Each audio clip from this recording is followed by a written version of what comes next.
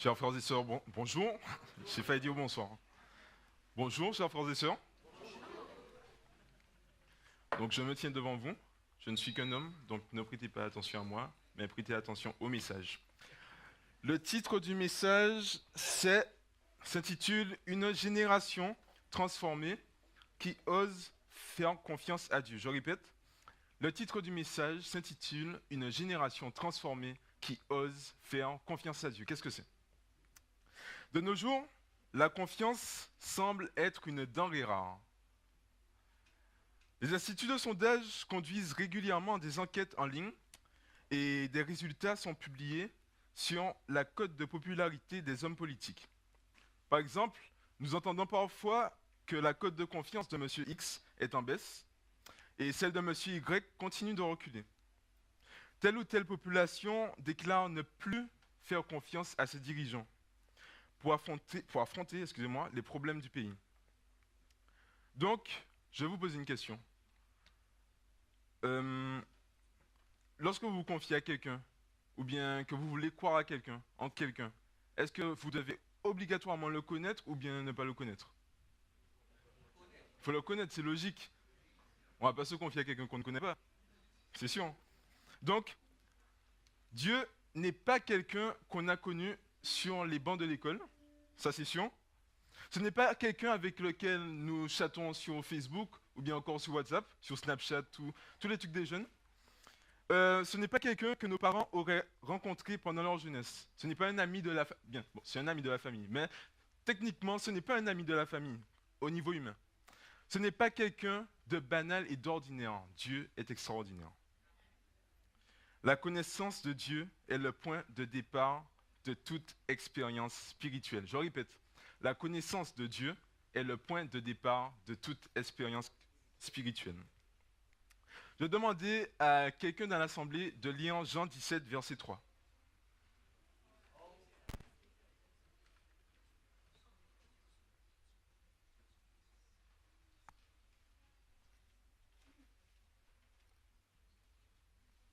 la vie éternelle, c'est qu'ils te connaissent, toi le seul vrai Dieu, et celui que tu as envoyé, Jésus-Christ.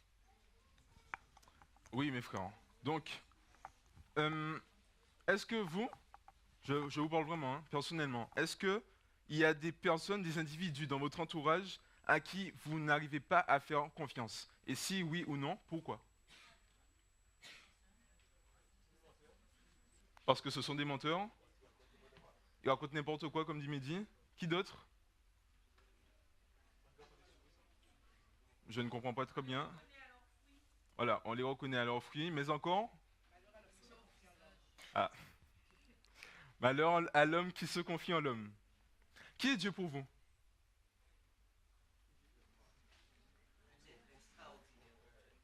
Il est extraordinaire, comme j'ai dit auparavant, oui. Ton sauveur, ton rédempteur, ton rémunérateur, tout ce qui est en terre. Quoi d'autre? Je vous regarde tous, hein, vraiment. Qui est Dieu pour vous, sincèrement? Je vois que des gens essayent de fuir mon regard. Donc, je ne vais pas continuer ces questions, mais juste une seule chose. Est-ce que vous pouvez identifier des domaines dans votre vie où vous n'arrivez pas à faire totalement confiance à Dieu? Je reprends. Est-ce qu'il y a des domaines que vous pouvez identifier dans votre vie où vous n'arrivez pas à faire totalement confiance à Dieu? Bien sûr, c'est une réponse qui est personnelle, donc je ne vais pas... Vous voyez? Ok. Donc maintenant, je vais vous montrer comment Dieu se présente et comment il va nous donner juste un petit aperçu de sa personnalité. Nous allons lire Apocalypse 22, verset 13.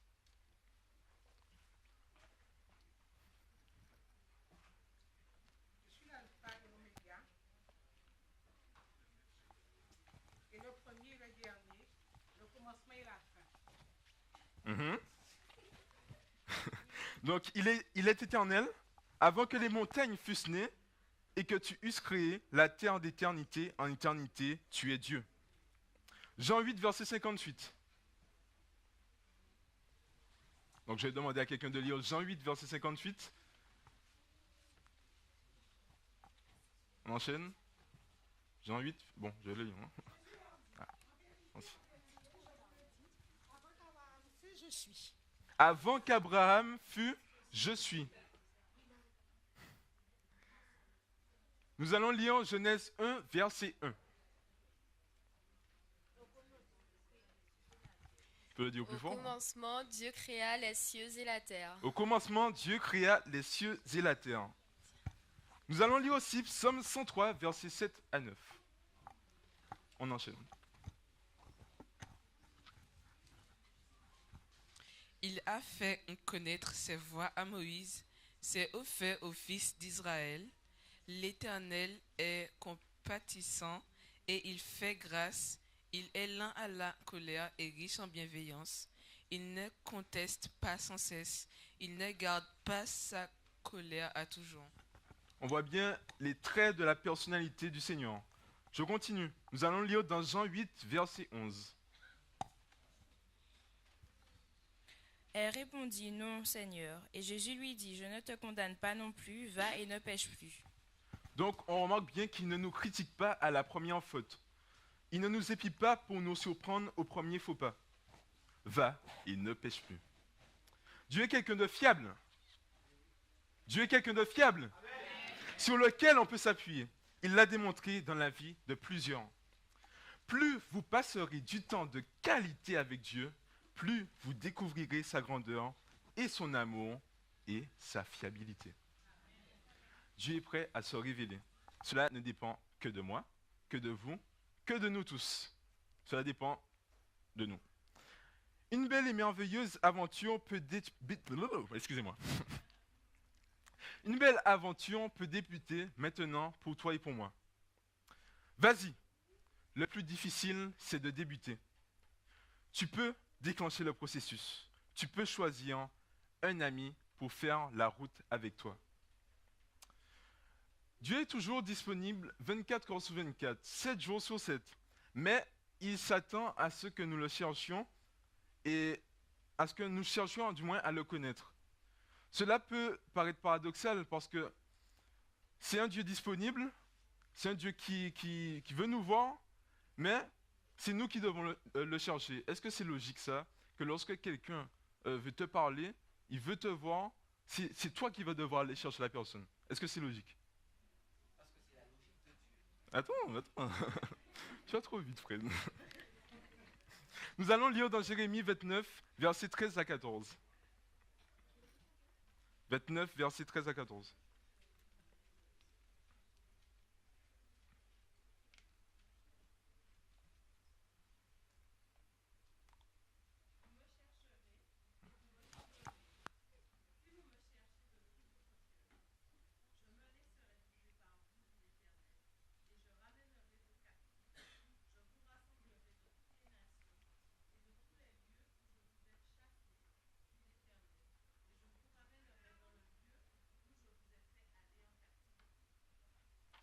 Donc là, nous voyons bien que nous devons être habités par une envie dévorante de découvrir son caractère. Cette recherche nous permettra de découvrir qui il est et quel type de relation qu'il souhaite entretenir avec nous personnellement. Cette recherche approfondie fera tomber de notre esprit toutes les caricatures qui circulent concernant Dieu. Que Dieu est ceci, Dieu est cela, il a une barbe blanche, Dieu est blanc. Qui a dit que Dieu est blanc déjà? Nous pouvons énumérer les fausses idées qui circulent concernant Dieu. On peut le dire, mais qui connaît réellement Dieu? On ne connaît pas Dieu par procuration. Ça c'est sûr, ça c'est classé. On ne connaît pas Dieu au travers des expériences des autres. On connaît Dieu personnellement. Cette recherche doit être une expérience quotidienne et profonde. Plus nous le connaîtrons, et mieux nous pourrons nous confier en lui. C'est logique. Nous allons lire dans Psaume 9, versets 9 à 10. Et dans ce verset-là, je vais vous demander à la personne qui va le lire de mettre son prénom à la fin de la première phrase. Donc je vais vous donner un exemple. C'est même pas une phrase. Oui, c'est une phrase. L'Éternel sera une haute retraite pour Matthieu, une haute retraite dans les temps de détresse pour Matthieu, et ceux qui connaissent ton nom se confieront en toi. Donc, à vous. Psaume 9, versets 9 à 10. Il juge le monde avec justice, il juge les peuples avec droiture. L'Éternel est un refuge pour l'opprimé, Pour pour Charlie. Charlie. Un refuge au temps de la détresse, pour Charlie. Charlie. Merci. Amen. Confiance dans la personne de Dieu engendre la confiance dans ce qu'il nous dira. Je vais imaginer ça, du moins. Moi, Mathieu Claude, j'ai ma mère, normal. Et puis, elle me dit, Mathieu, on est en France, d'accord. On va aller à Disneyland Paris. Est-ce que je vais pas la croire? Est-ce que je la crois ou pas? Mais c'est sûr, c'est ma mère. Donc je la connais, j'ai confiance en ce qu'elle va me dire. Je n'aurai aucun doute. Donc, nous devons d'abord avoir confiance dans la personne pour ce qu'elle est. Et cette personne doit être fiable, c'est logique. Ensuite, nous pouvons placer notre confiance dans ce qu'elle dit. Je répète, on doit connaître la personne pour ce qu'elle est, et ensuite, on pourra placer notre confiance en ce qu'elle dit, du moins. C'est la même chose avec Dieu. Et sa parole aura de la valeur pour nous parce que nous savons qui est cette personne, une personne en or. Nous suivons les conseils de nos amis ou de nos parents parce que nous savons qui ils sont, parce qu'ils sont fiables. Le mot fiable revient à chaque fois. Là, on va faire un partage. Je vais vous demander, est-ce que... Ah non, je vais faire ça autrement, excusez-moi.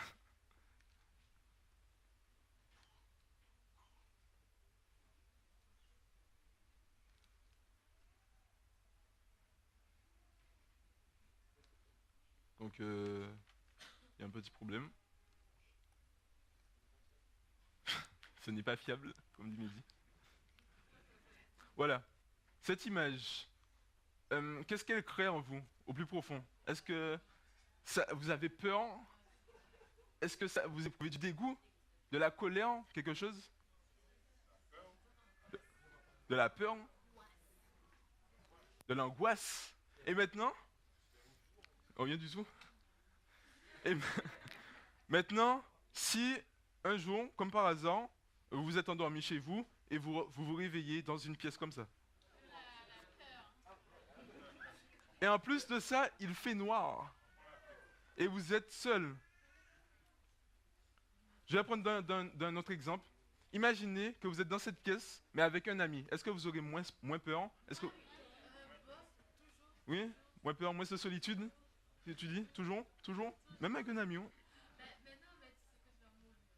Mais non, attends. Et maintenant, imaginons, on retire l'ami, et vous êtes seul, mais avec une Bible. Et vous tombez sur une promesse de Dieu. Est-ce que en comparaison avec l'ami, vous aurez plus de satisfaction, vous vous sentirez moins seul? Avec la Bible. Donc, Monsieur Claude nous dit qu'il se sentira moins seul avec la Bible. Alors, avec la Bible, tu te sentiras moins seul, et avec un être humain, tu te sentiras? Amen, mon frère. Maintenant, faites-vous plus facilement confiance aux promesses d'un ami que celles contenues dans la Bible? On a pu voir que c'était pas toujours vrai. L'homme n'est pas fiable, comme dit Mehdi. Eh bien, pour cela, nous allons lire Jacques 1, verset 17. Jacques 1, verset 17.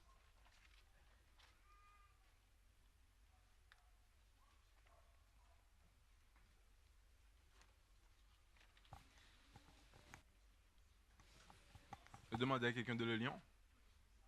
Sachez-le, mes frères bien-aimés, ainsi que tout homme soit prompt à écouter, non à parler.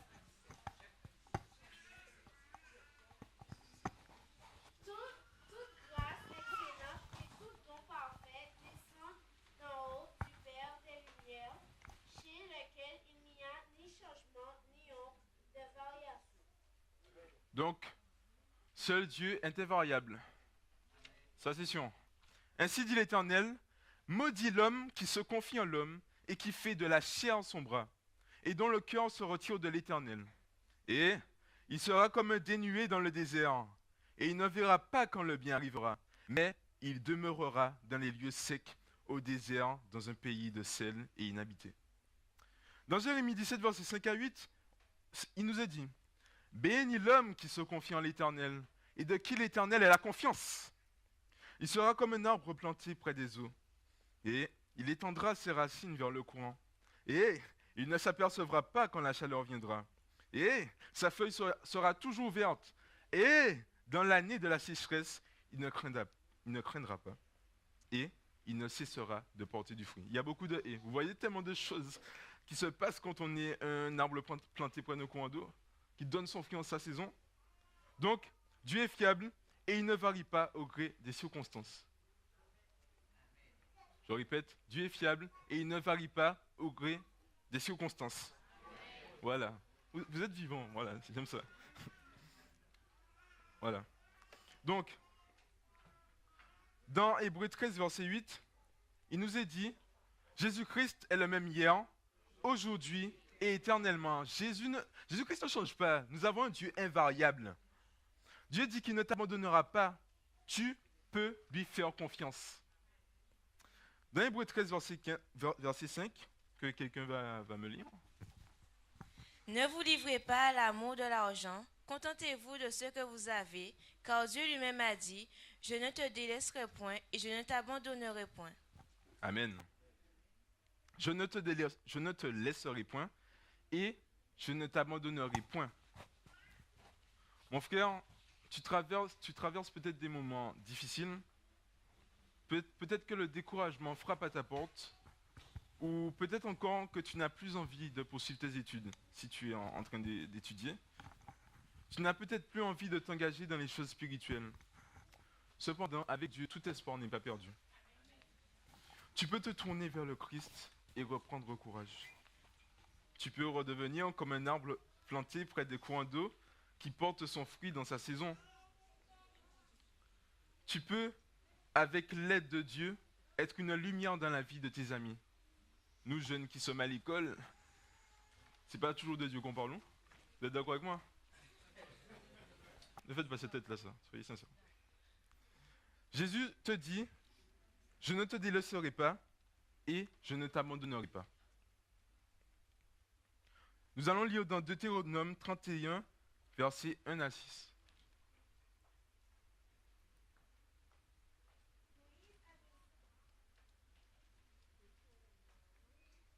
Adressant encore ces paroles à tout Israël.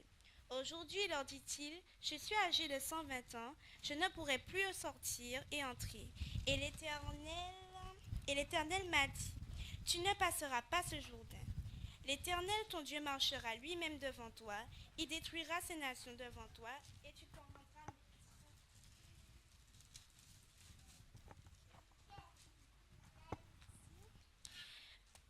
Josué marchera aussi devant toi, comme l'Éternel l'a dit. L'Éternel traitera ces nations comme il a traité Sihon et Og, roi des Amoréens, qu'il a détruits avec leur pays. L'Éternel vous les livrera, et vous agirez à leurs égards selon tous les ordres que je vous ai donnés. Fortifiez-vous et ayez du courage, ne craignez point et ne soyez point effrayés devant eux, car l'Éternel, ton Dieu, marchera lui-même avec toi. Il ne te délaissera point, il ne t'abandonnera point. Amen. Chers frères et sœurs, quelles sont les situations qui vous font peur? En bref. Oui, il faut être collectif, mes frères. Le chômage? Oui. Le brevet? Les études? La pauvreté? Vraiment les situations qui vous font peur. La maladie?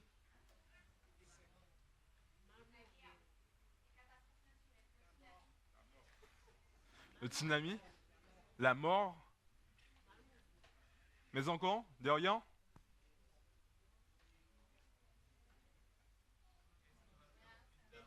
Ah, le futur, hein. L'avenir inquiète.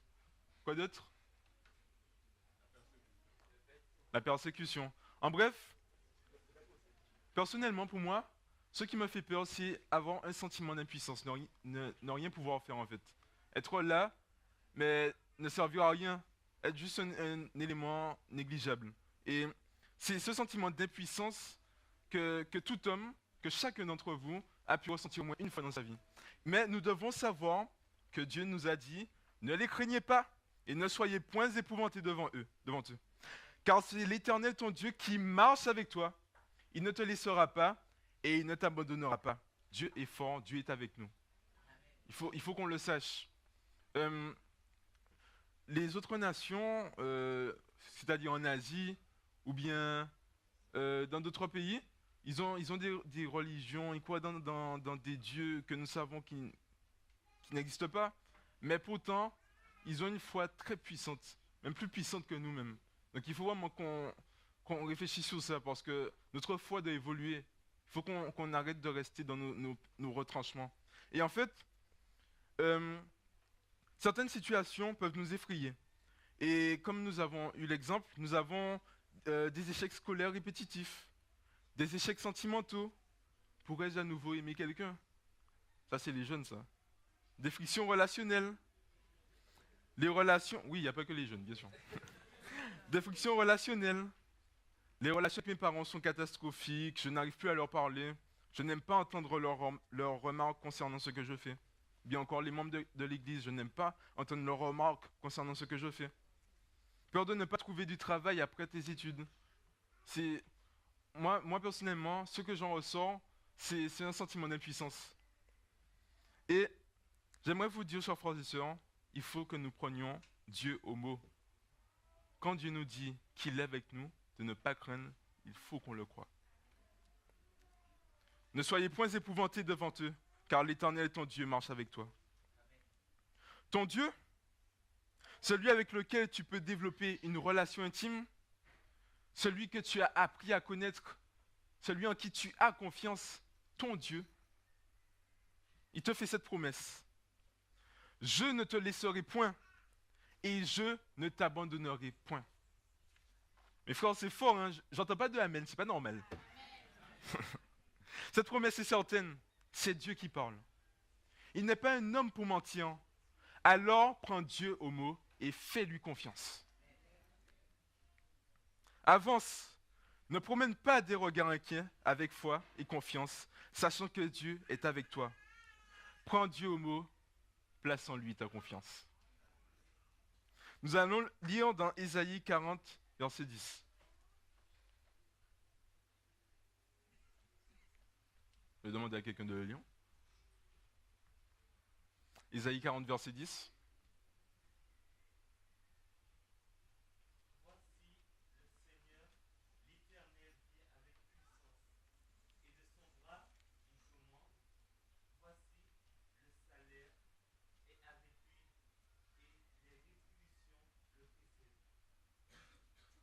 Amen. On demandait un jour à Goethe, le grand écrivain allemand, quels sont les hommes qui ont votre sympathie? Et vous serez étonné de sa réponse. J'aime avant tout, répondit-il, ceux qui ne désirent que l'impossible. Le Seigneur est le Dieu de l'impossible. Je répète, le Seigneur est le Dieu de l'impossible. Nous devons aimer avant tout ceux qui ne désirent que l'impossible. Dans Matthieu 19, verset 26, nous pouvons voir que Jésus les regarda et leur dit, « Ô homme, cela est impossible, mais à Dieu, tout est possible. » Ah, c'est fort, hein? Ce que Dieu peut faire dans ta vie va au-delà de ce que tu peux imaginer. Faisons travailler notre imaginaire sur ce que Dieu peut faire dans notre vie et dans la vie des autres. Est-ce que nous pouvons être une lumière dans la vie des autres? Il nous faut être une lumière dans la vie des autres. Nous sommes appelés à être cela.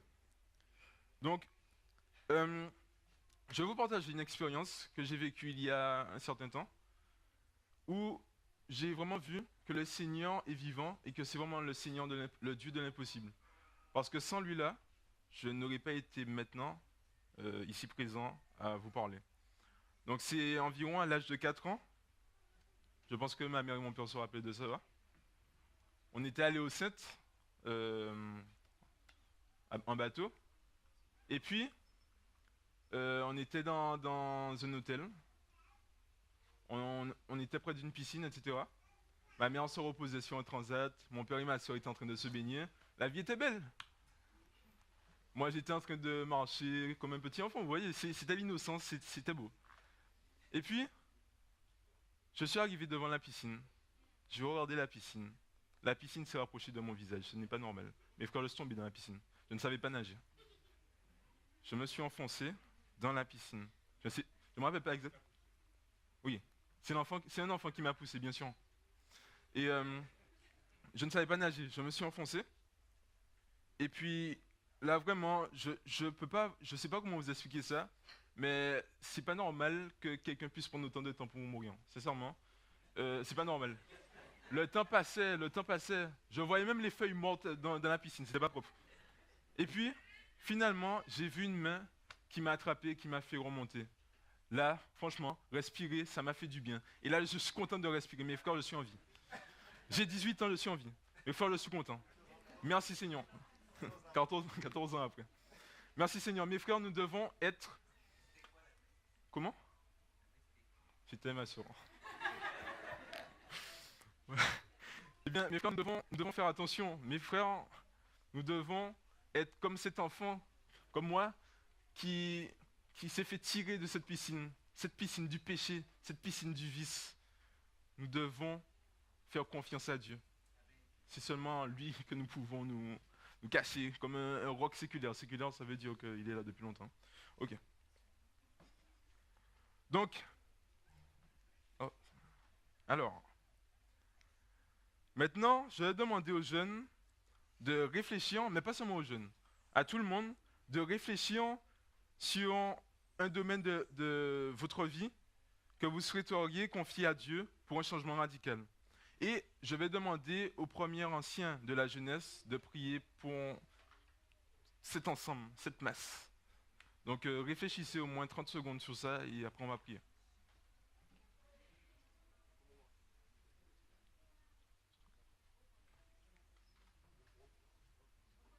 Donc en fait, c'est pas une question, c'est que vous devez réfléchir sur un domaine de votre vie sur lequel vous souhaiteriez confier à Dieu pour un changement radical. Vous avez compris? Ok.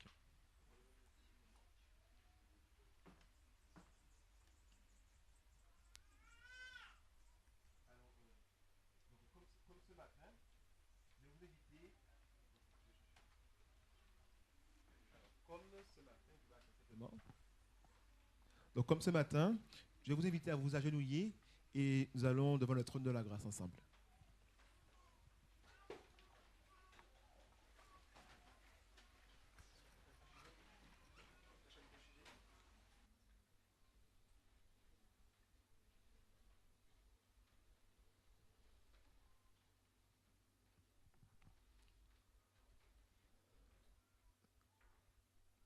Notre Dieu, notre Père, nous venons devant toi en cet instant ensemble, comme un seul homme, comme une seule personne pour te demander d'avoir pitié de nous.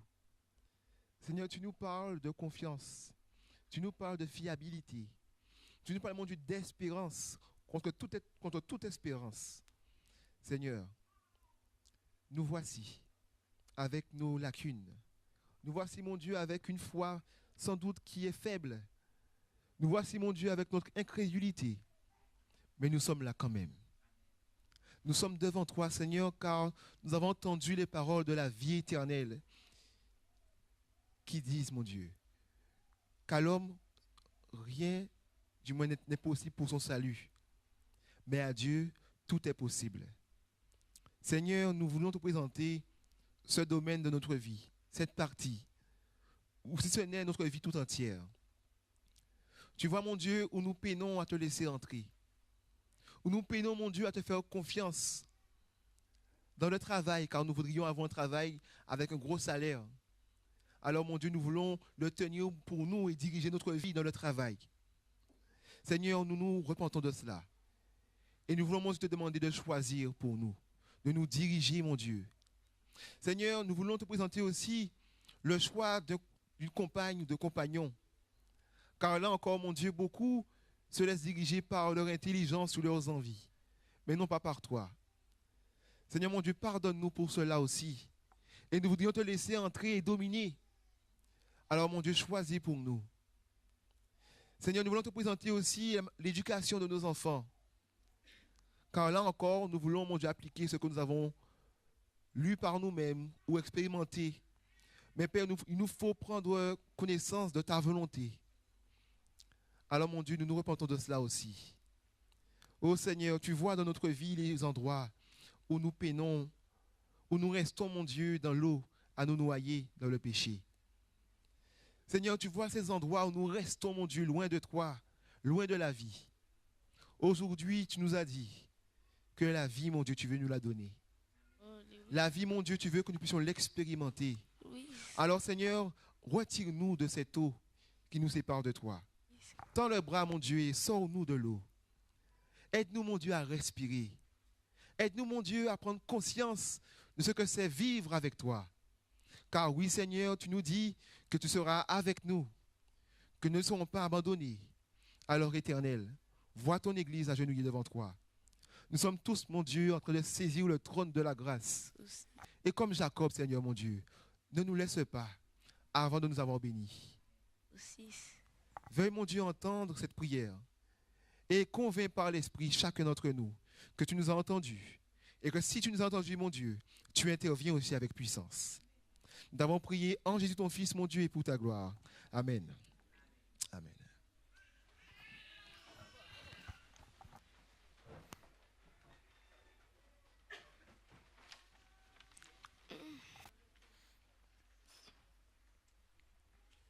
Maintenant, nous allons voir comment la confiance en Dieu peut nous placer dans un état de dépendance, vis-à-vis de lui. En tant que jeune, quoi de plus naturel que de vouloir être indépendant? Vouloir ma propre voiture pour me rendre où je veux et quand je veux, et ne pas sans cesse dépendre du bus ou de la voiture des parents, ou encore des parents. Posséder mon propre téléphone portable pour ne pas mendier quelques unités aux copains. Travailler pour avoir mon propre argent, pour ne pas avoir à demander 160 € à maman ou à papa pour acheter une paire de baskets, ou encore un vélo, ou ce que je veux. Quitter la maison familiale et vivre ma vie, loin des yeux scrutateurs de certains de mes camarades indiscrets. Je veux couper le cordon ombilical, je veux être enfin libre, enfin libre. Vive l'indépendance. Amen. Ah, j'étouffe, vive l'indépendance. Eh bien non, non. A contrario, Dieu veut me rendre dépendant de lui. Il veut doper votre self-estime, votre estime de soi. Amen. Oui. Qu'est-ce que l'estime de soi? Eh bien, en bref, l'estime de soi, c'est ce que tu penses de toi, c'est une opinion, c'est une auto-évaluation. Dieu ne veut pas me lâcher. Il me dit que sans lui, ma vie serait un échec et que sans lui, je ne pourrais rien faire. Il me dit qu'il m'est indispensable. Dieu doit être indispensable à notre self-estime. Nous allons lire dans Jean 15, verset 5. Je vais demander à quelqu'un de le lire très rapidement. Ou bien de le réciter, s'il le connaît.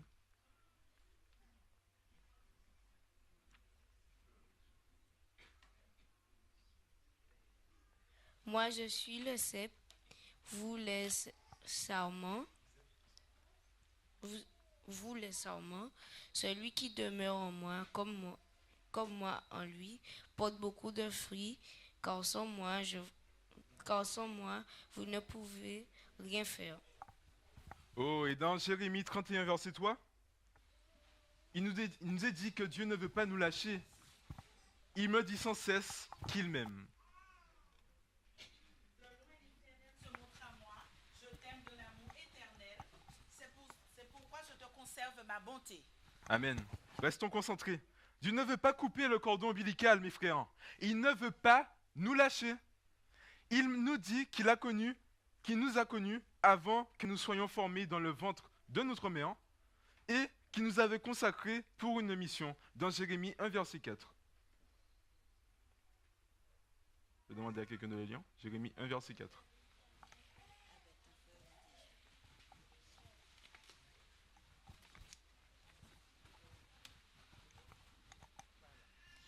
La parole de l'Éternel me fut adressée en ces mots. Verset 5 aussi, s'il vous plaît.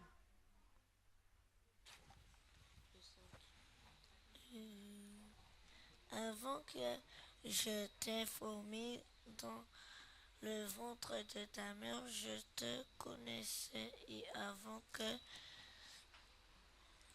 tu sois sorti de sincère, je t'avais consacré, je t'avais établi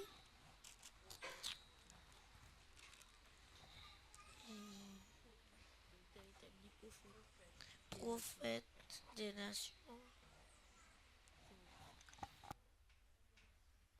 Amen. Nous allons lire dans Philippiens 1, verset 7. Parce que je vous porte dans mon cœur, soit dans mes liens, soit dans la défense et la confirmation de l'Évangile, vous qui tous participez à la même grâce que moi. Il ne veut pas nous lâcher.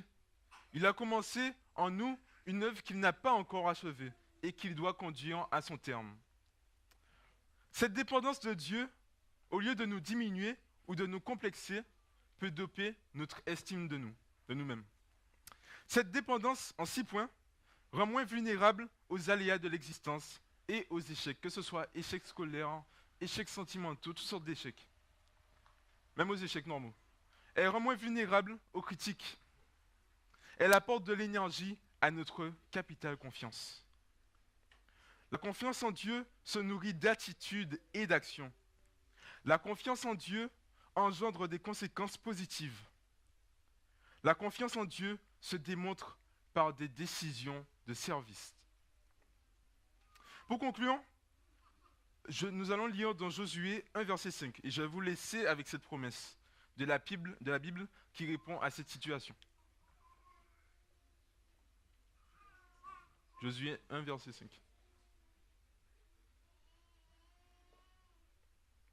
Bon, mais je le lis. Nul ne tiendra devant toi tant que tu vivras. Je serai avec toi comme j'ai été avec Moïse. Je ne te délaisserai point. Je ne t'abandonnerai point. Mes frères, mémorisez cette promesse. Plaçons notre confiance en Dieu. Prenons Dieu au mot. Faisons une expérience personnelle avec Dieu. Demandons-lui de nous conduire afin de développer une pleine confiance en lui. Et enfin, comme Dieu nous a appelés pour servir, sauvés pour servir, tu partageras un jour ton expérience avec quelqu'un que le Seigneur mettra sur ton chemin. Merci mon frère, c'est ma prière pour vous, pour moi, pour nous. Amen.